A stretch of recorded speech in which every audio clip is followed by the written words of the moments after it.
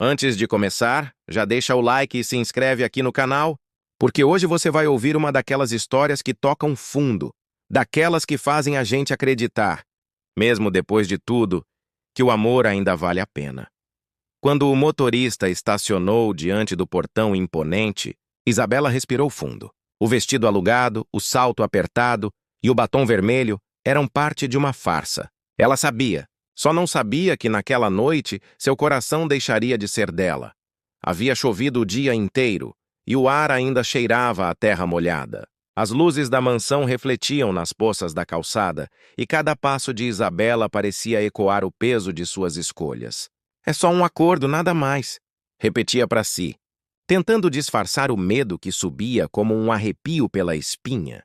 Do outro lado da porta estava Gabriel Monteiro, o homem que todos comentavam nas revistas, nas redes e nos jantares chiques. Jovem, milionário, herdeiro de um império de tecnologia.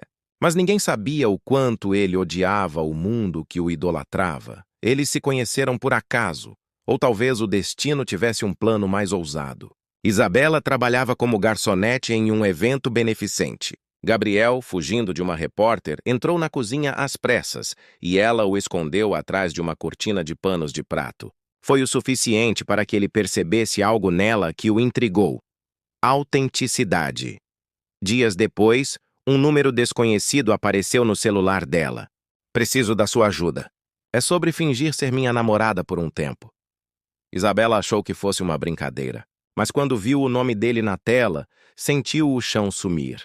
A proposta era simples: acompanhar Gabriel em eventos sociais, sorrir nas fotos, dar entrevistas curtas e parecer apaixonada. Em troca, receberia uma quantia capaz de pagar as dívidas do hospital onde sua mãe estava internada. Ela hesitou. Tudo parecia errado. Fingir amor, mesmo que por um bom motivo, era algo que feria seu orgulho.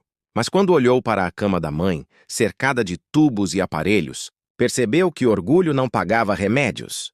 Na primeira reunião, Gabriel chegou pontual, impecável, com um sorriso ensaiado e olhos que pareciam esconder um cansaço antigo. Ele explicou o acordo com voz firme, como quem fala de um contrato qualquer. Mas Isabela percebeu um tremor na ponta dos dedos dele, como se aquela encenação também o ferisse.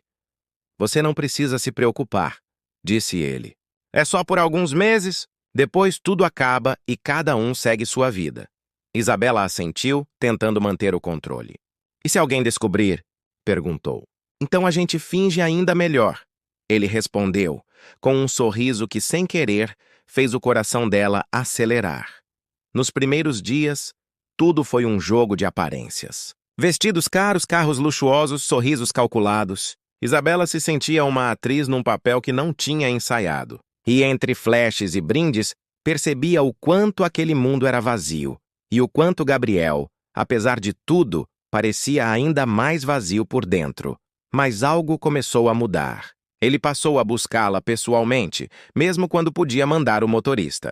Começou a perguntar sobre sua mãe, sobre seus sonhos, sobre o motivo de ela sempre olhar para o chão antes de rir. E ela começou a ver além do homem das capas de revista. Havia um garoto ali, sufocado pela obrigação de ser perfeito, cansado de ser amado pelo dinheiro e não pelo que era de verdade. Certa noite, voltando de um evento, o carro quebrou na estrada. Ficaram presos sob a chuva, sem sinal de celular. Riram do absurdo da situação, tiraram os sapatos e correram na lama como duas crianças. Pela primeira vez, Isabela esqueceu que tudo era um teatro. Molhados, ofegantes, eles se abrigaram sob uma árvore. Gabriel olhou para ela de um jeito que dispensava palavras. Às vezes eu queria sumir desse mundo e começar do zero, ele murmurou. Com alguém que me visse de verdade. Isabela não soube o que responder. Só sabia que naquele instante, o contrato deixou de ser apenas um acordo. Havia algo pulsando ali, algo que assustava e atraía ao mesmo tempo. Os dias seguintes foram diferentes. As fotos pareciam mais reais, os abraços menos ensaiados, os olhares mais longos. Mas quanto mais verdade surgia entre eles, mais Isabela lembrava do dinheiro, do prazo, da mentira. Gabriel, sem perceber, começou a mudar. Parou de fugir das entrevistas, de fingir sorrisos para investidores. Começou a visitar o hospital com Isabela, a ajudar em doações anônimas. O homem frio e calculista começava a aprender o que significava cuidar de alguém sem esperar nada em troca. Mas quanto mais eles se aproximavam, mais o medo crescia. O contrato tinha data para acabar. E o amor que nascia entre os dois era o tipo que não cabia em cláusulas.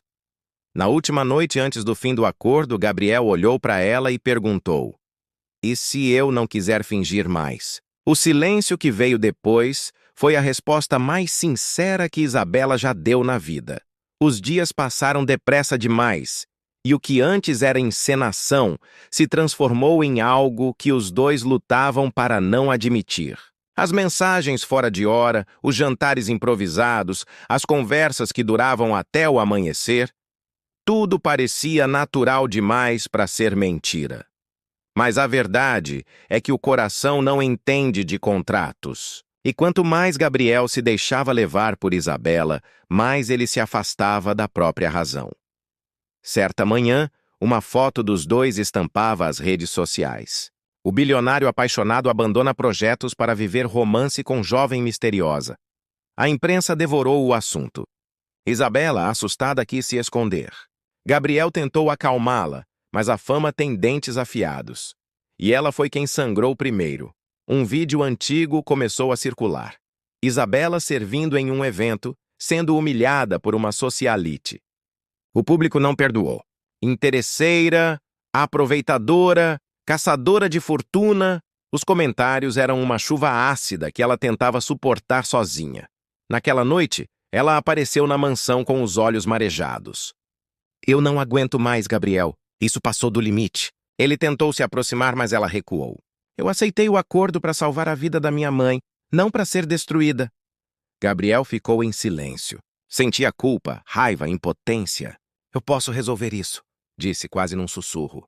"Não, você não pode", ela respondeu. "Você pode comprar tudo, menos o respeito das pessoas."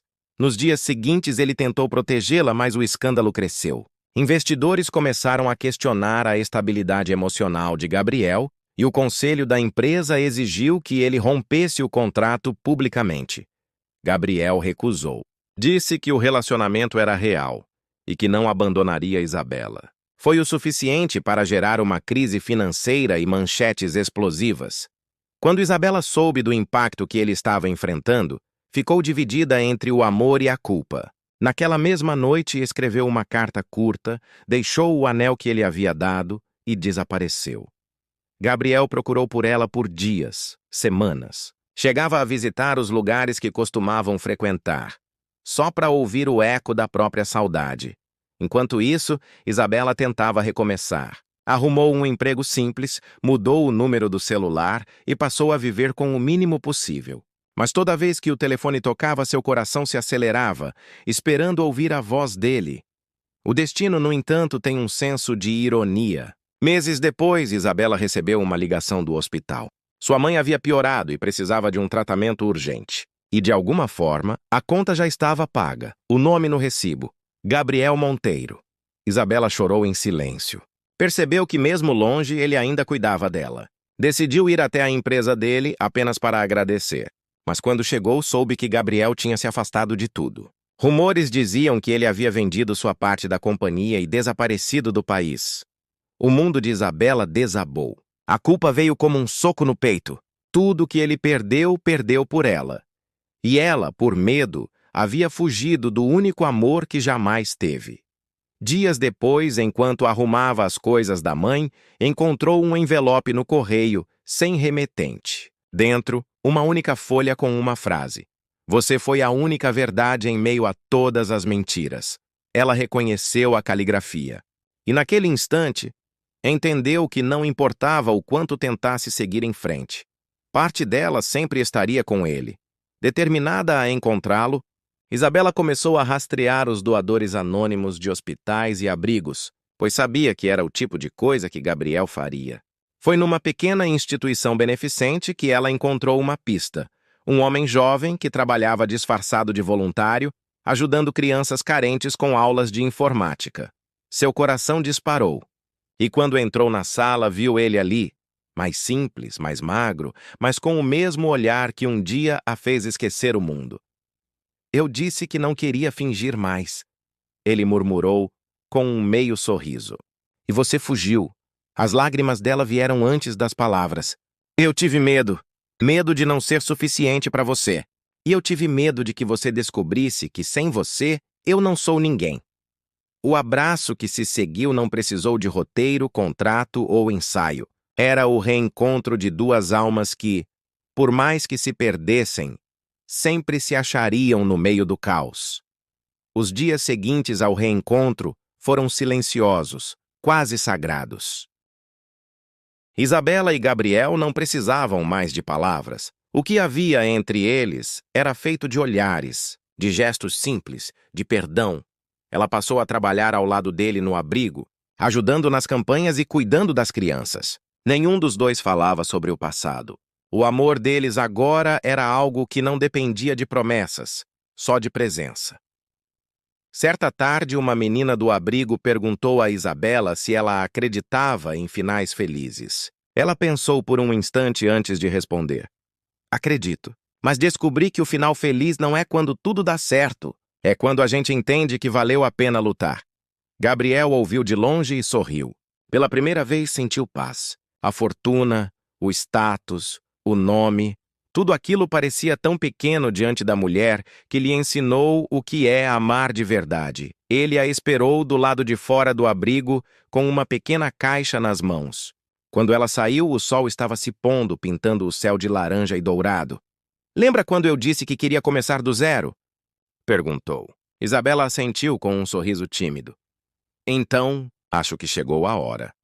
Ao abrir a caixinha, ela viu duas alianças simples, sem brilho, sem luxo. Só metal puro como o amor que eles construíram.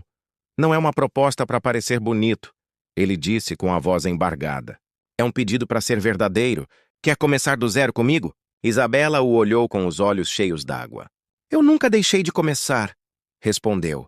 E o abraço que veio depois parecia selar não apenas um amor, mas uma promessa de recomeço. Enquanto as crianças corriam em volta, o vento levantava pétalas que caíam como bênçãos sobre eles. O amor que nasceu de uma mentira agora era a mais bonita das verdades, e o público que assistia àquela história sentia, lá no fundo, que o amor verdadeiro não é o que surge perfeito. É o que sobrevive ao caos, à dor e ao tempo. E agora eu te pergunto, você acredita que um amor que começou por acaso pode se tornar o amor da vida? Se essa história tocou seu coração, se inscreve no canal e vem sentir mais histórias como essa, cheias de emoção, esperança e recomeços.